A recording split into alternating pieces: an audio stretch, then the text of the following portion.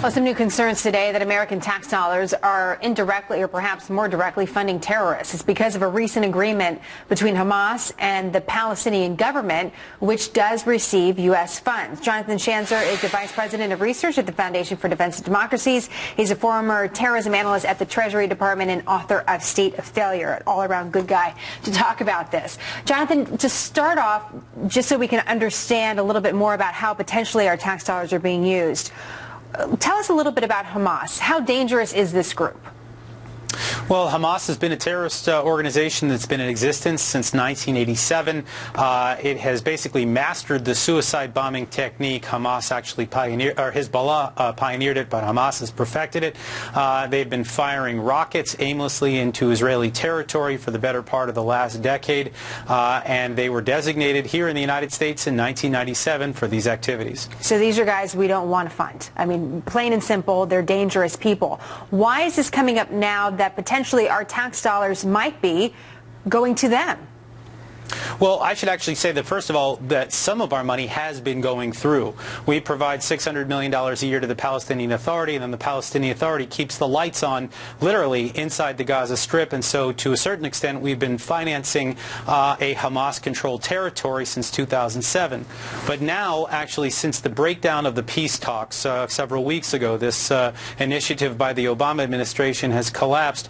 We've had the outreach by the Palestinian Authority President, Mahmoud Abbas, to Hamas. The two have been actually fighting for many years. They're now talking about reconciliation, and recent reports indicate that they could create a unity government, and in the interim you may actually even see Palestinian Authority security forces going to the Gaza Strip and working alongside Hamas. Why are we allowing our money to be used in any way, Jonathan, to flow to Gaza as it was before?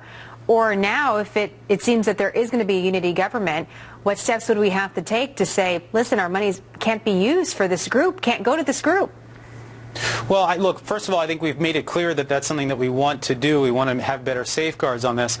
I just don't think we've been strict enough with the Palestinian Authority. We've known about the loophole with regard to the electricity now for several years, and the U.S. government, in my opinion, has really failed to take action.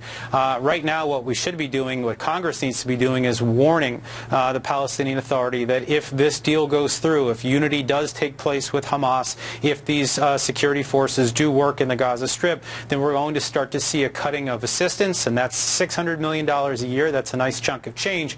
Then on top of that, there is the PLO, which has been removed from our terror lists. It could be re-added as a result. We could be freezing assets here in the United States, including the PLO embassy and other dollar-denominated holdings that the PLO might have.